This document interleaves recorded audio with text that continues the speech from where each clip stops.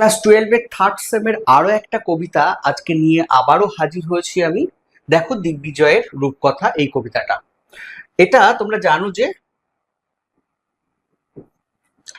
নবনীতা দেবসেনের লেখা, ঠিক আছে। আর দেখো, ক্লাস 12-এর থার্ড সেমের রয়েছে। নবনীতা দেবসেনের শ্রেষ্ঠ কবিতা এই কাব্যগ্রন্থের অন্তর্গত এই দিগ্বিজয়ের রূপকথা, এটা হচ্ছে রয়েছে সিলেবাসে, ঠিক আছে। আচ্ছা, এটা হচ্ছে জানুয়ারি 1889 খ্রিস্টাব্দে কিন্তু এই কাব্যগ্রন্থটা প্রকাশিত হচ্ছে, মনে রাখবে। আচ্ছা, চলো লেখক পরিচিতি একটু দেখে নিই, কারণ লেখক পরিচিতি না, কবি পরিচিতি আমরা একটু দেখে নিই, কারণ আমাদের এটা খুব জরুরি। বিশেষ করে কবিতায় যেহেতু শর্ট কোশ্চেন, কিভাবে দেবে, এমনও হতে পারে নবনীতা দেবসেনের একটা কাব্যগ্রন্থের বা প্রথম কাব্যগ্রন্থের নাম বলো, বা হতে পারে যে নবনীতা দেবসেনের কোন পুরস্কার পেয়েছেন, বা একটা কাব্যগ্রন্থ তুলে বলতে পারে এই কাব্যগ্রন্থের জন্য কোন পুরস্কার পেয়েছে, এরকম কিছু হতেই পারে। অতএব এটা কিন্তু তোমাদের টেক্সটে যেটা দেওয়া আছে ভালো করে কিন্তু পড়তেই হবে। দেখো, কবি নবনীতা দেবসেন কবি নবনীতা দেবসেন 13ই জানুয়ারি 1938 খ্রিস্টাব্দে কিন্তু জন্মগ্রহণ করেছেন, আর মারা গেছেন 7ই নভেম্বর 2019। 7ই নভেম্বর 2019, খুব মানে কাছাকাছি সময়, এখন 2026, ঠিক আছে। এই সময় কিন্তু উনি মারা গেছেন। তিনি ছিলেন বিখ্যাত কবি, লেখক এবং শিক্ষাবিদ। তিনি দক্ষিণ কলকাতার হিন্দুস্থান পার্কে বাবা মায়ের ভালোবাসা গৃহে জন্মগ্রহণ করেন। তাহলে তার জন্মস্থানটা, যেটা বাবা মায়ের যে ভালোবাসা নামক গৃহ রয়েছে, বাড়ি রয়েছে, সেই বাড়িতে কিন্তু উনি জন্মগ্রহণ করছেন। পিতা হচ্ছে নরেন্দ্র দেব, মাতা হচ্ছে রাধারানী দেবী, সে যুগের বিখ্যাত কবি দম্পতি, ঠিক আছে। আচ্ছা, তিনি গোখেল মেমোরিয়াল গার্লস স্কুলে, তারপরে বলছে lady Brabourne presidency college, Jadavpur, Harvard ও কেমব্রিজ বিশ্ববিদ্যালয়ে পড়াশোনা করেছেন। তাহলে তিনি কোথায় কোথায় পড়াশোনা করছেন? Gokhale memorial girls school, lady Brabourne presidency college, Jadavpur, Harvard ও কেমব্রিজ বিশ্ববিদ্যালয়ে কিন্তু পড়াশোনা করছেন, আর গবেষণাও করেছেন সেই সঙ্গে। পরবর্তী সময়ে তিনি যাদবপুর বিশ্ববিদ্যালয়ে তুলনামূলক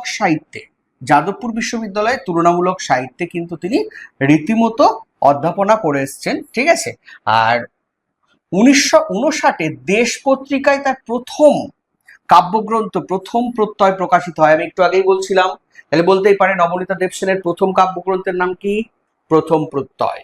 কোন পত্রিকায় প্রকাশিত হয়েছে? দেশ পত্রিকায়। কত সালে? 1959 সালে, ঠিক আছে। 1976-এ প্রথম উপন্যাস আমি অনুপম প্রকাশ পায়। তাহলে প্রথম যে উপন্যাস, তার নাম হচ্ছে কি? আমি অনুপম। এটা হচ্ছে 1976 সালে প্রকাশ পায়। কবিতা, প্রবন্ধ, রম্য রচনা, ভ্রমণ কাহিনী, উপন্যাস তার প্রকাশিত গ্রন্থের সংখ্যা প্রায় 38টির মতো। তাহলে প্রকাশিত গ্রন্থের সংখ্যা কটা আছে? 38টির মতো।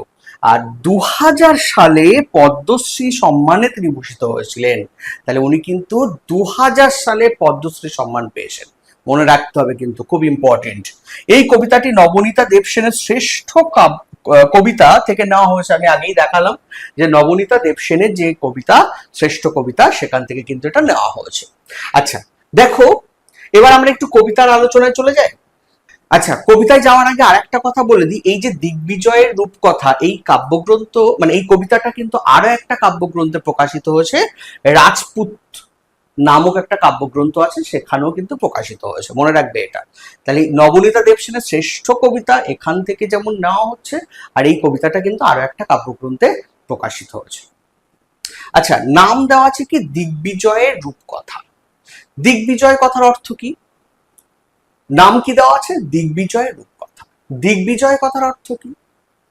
প্রাচীনকালে আমরা জানি যে রাজারা তাদের সাম্রাজ্য বাড়ানোর জন্য কি করত? এক স্থান থেকে আরেক স্থানে গিয়ে তারা কি করত? সাম্রাজ্য বিস্তার করত এবং দিগ্বিজয় করত, জয় করত, ঠিক আছে।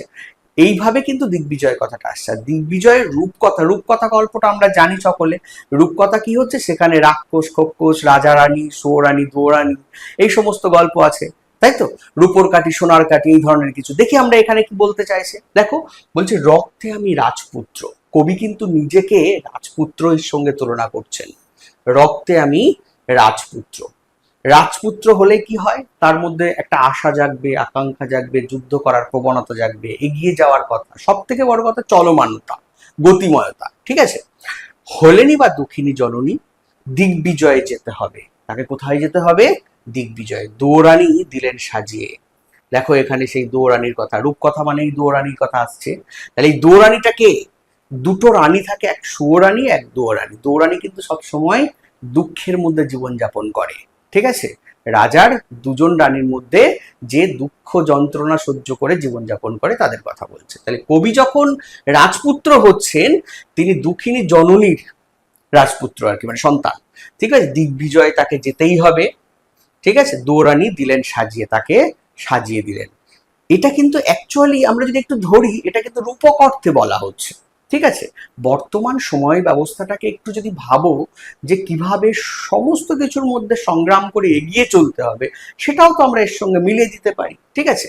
দেখো তারপরে কি বলছে, কবচ কুণ্ডল নেই ধনুক তুনির শিরস্ত্রাণ। কবচ কুণ্ডলটা কি, যেটা আবরণ, যেটার সাহায্যে যুদ্ধে মানে যুদ্ধের ক্ষেত্রে লাগে যেটা, ঠিক আছে। ধনুক নেই, তুনির মানে ধনুক রাখার যে পাত্রটা থাকে আর কি, সেটার কথা বলছে তুনির। তাহলে এটার কথা অর্থ হচ্ছে তীর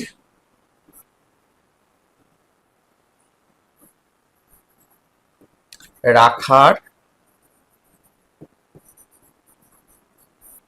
পাত্র। তাহলে শিরস্ত্রাণ মানে মাথায় যেটা মুকুট থাকে, ঠিক আছে, মাথার মুকুট।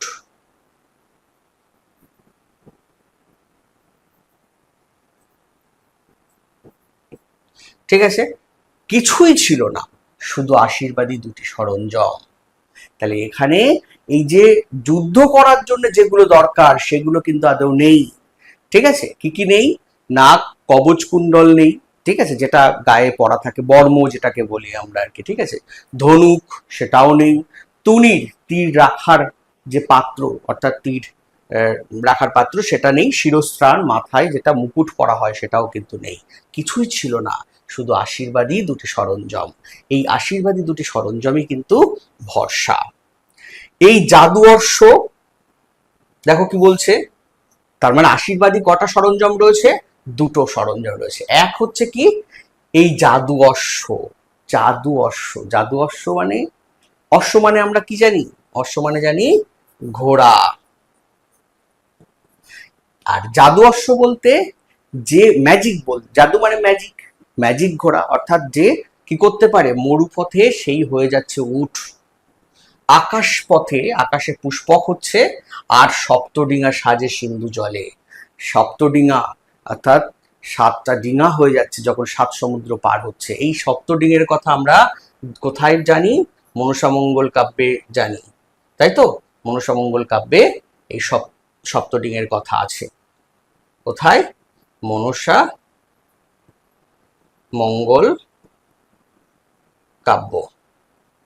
চাঁদ সওদাগর, মনে পড়ছে, সওদাগর, চাঁদ সওদাগরের কাছে কিন্তু আমরা এই কি পাচ্ছি, মনসামঙ্গল, ওখানে চাঁদ সওদাগর ব্যবসা বাণিজ্য করার জন্য কিন্তু এই সপ্তডিঙা করে গেছিলেন। তারপরে কি বলছে, তেপান্তরের পক্ষীরাজ। তেপান্তর তিন প্রান্তরের সমাহার, যদি সমাস নির্ণয় করি, তাই তো। তাহলে সেই তেপান্তর তিন প্রান্তরের সমাহার, সেখানে হয়ে যাবে পক্ষীরাজ, পক্ষীরাজ ঘোড়া হয়ে যাবে, তার নাম রেখেছি বিশ্বাস। তাই প্রথম যে এক নম্বরে আছে জাদু অশ্ব, যেখানে মরুপথে হয়ে যাচ্ছে উট, সে আবার আকাশ পথে পুষ্পক রথ হয়ে যাচ্ছে, আর সপ্তডিঙা সিন্ধু জলে হয়ে যাচ্ছে, তেপান্তরের মাঠে পক্ষীরাজ হয়ে যাচ্ছে, অর্থাৎ তার নাম রাখছেন কবি বিশ্বাস। আর দুই কি বলছে, এই হৃদয়ের খাপে ভরা মন্ত্রপুত্র অসি। অসি মানে কি, এখানে অস্ত্র, তাই তো। অসি বলতে অস্ত্র, কিন্তু অসি শানিত ইস্পাত খণ্ড, বলছে সেই অস্ত্রটা শানিত, শান দেওয়া ইস্পাত খণ্ড, সে কখনো ভাঙা যায় না, তাই অভঙ্গুর, তার নাম রেখেছে ভালোবাসা। হৃদয়ের খাপে এটা অবস্থান করছে, তার নামটা কি, ভালোবাসা। নিশ্চিত পৌঁছবো সেই তৃষ্ণাহর খরজুরের দ্বীপে। এই তৃষ্ণাহরটা মানে তৃষ্ণা হরণ করে যে, তৃষ্ণা হরণ করে যে। আর খরজুর বলতে খেজুর, খেজুরের কথা বলছে, খেজুরের দ্বীপ সেখানে চলে যাবেন যেখানে তৃষ্ণা হরণ করে নেওয়া হবে, ঠিক আছে? সেইখানে তিনি পৌঁছাবেন। তার মাত্র দুটো সম্বল রয়েছে, এক হচ্ছে বিশ্বাস আর দুই আশীর্বাদ, ঠিক ভালোবাসা। এই দুইয়ের মধ্যে দিয়ে, এই দুটো আশীর্বাদের মধ্যে দিয়েই কিন্তু তিনি তার লক্ষ্যে পৌঁছাবেন। অর্থাৎ কবি বলতে চাইছেন যে শুধুমাত্র এই যে অস্ত্রশস্ত্র বা সরঞ্জাম সেগুলো দিয়েই যে যুদ্ধ সম্ভব হবে তা নয়, তার পাশাপাশি তিনি বিশ্বাস, ভালোবাসা তার উপরেও কিন্তু জোর দিতে চাইছেন। বর্তমান যদি সমাজ ব্যবস্থা ধরি, আজকে একটু যদি ভাবি, তাহলে কিন্তু তুমি দেখতেই পাবে যে আজকে এই দুটো জিনিসের যেন একটা বড় অভাব ঘটে যাচ্ছে, বিশ্বাস এবং ভালোবাসা। তাই কবি এইটাকে হারাতে চাইছেন না, তিনি ব্যঞ্জনার্থে এই কথাগুলো বলছেন যে তিনি যুদ্ধ জয় করতে যাবেন, কিন্তু সেটা বিশ্বাস এবং ভালোবাসার উপরে নির্ভর করে।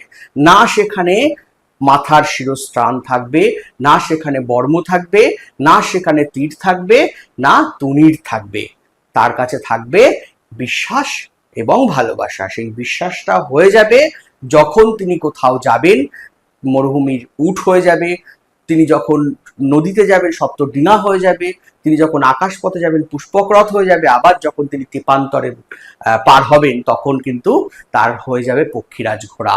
ঠিক আছে, কবি আসলে এইগুলোকে প্রকাশ করতে চাইছেন। ঠিক আছে, এটার মধ্যে দিয়ে তো পুরো বিষয়টা বারবার দেখো, ভালো লাগবে। এখানে যদি প্রশ্ন করে, কি ধরনের প্রশ্ন আসতে পারে? বলতেই পারে তেপান্তর সমাস নির্ণয় করো, হতেই পারে তিন প্রান্তরের সমাহার। আবার বলতে পারে কবিতার প্রথম লাইন কি ছিল? রক্তে আমি রাজপুত্র। প্রথম মনে করে দেখো। শেষ লাইন কি? নিশ্চিত পৌঁছবো সেই তৃষ্ণাহর খর্জরের দ্বীপে। বলতেই পারে। বলতে পারে শানিত কথার অর্থ কি, ইস্পাত খণ্ড কথার অর্থ কি। বলতে পারে এখানে ব্যবহৃত হয়েছে এমন কিছু প্রাণীর নাম বলো, উট, ঘোড়া, এই সমস্ত। ঠিক আছে, তারপরে মরুভূমির কথা বলা হচ্ছে, একটা স্থানের নাম। ঠিক আছে, পাখির কথা বললে পক্ষীরাজ এর কথা বলা হচ্ছে। ঠিক আছে, এইগুলোর মনে রাখতে হবে। এই এই এই প্রত্যেকটা কবিতার ক্ষেত্রে দেখবে এই শব্দগুলো খুব ইম্পর্টেন্ট। কোন কবিতায় কি বলছে না বলছে, এইগুলো যখন তুমি মনে রাখবে আর লেখক পরিচিতি একটি বা কবি পরিচিতি একটু মনে রাখবে, তাহলেই দেখবে পুরো কমপ্লিট হয়ে যাচ্ছে। ঠিক আছে, প্রত্যেকে অবশ্যই বন্ধুদের সঙ্গে শেয়ার করে দাও এই ভিডিওটা, আর কেমন লাগলো জানিও। ঠিক আছে, আর প্রত্যেককে অবশ্যই সাবস্ক্রাইব করে রাখতে বলবে, নোটিফিকেশন এবং বেল আইকনটা দাবিয়ে রাখতে বলবে, কেননা এইরকম আরো অনেক ভিডিও কিন্তু তোমাদের এই চ্যানেলে আসতে চলেছে। ঠিক আছে, শুধু ক্লাস 12 নয়, ক্লাস 11, 10, 9 সমস্তটার কিন্তু বিভিন্ন ব্যাকরণগত দিক, ভাষাতাত্ত্বিক পরিচয়, প্রশ্নোত্তর আলোচনা, ঠিক আছে, একেবারে লাইভ নিয়ে কিন্তু আমরা হাজির হব কয়েকদিনের মধ্যেই। তোমরা এই ভিডিওটা কিন্তু দেখতে থাকো। আর আজ এই পর্যন্ত, দেখা হচ্ছে নতুন টপিক নিয়ে নতুন ভিডিওতে।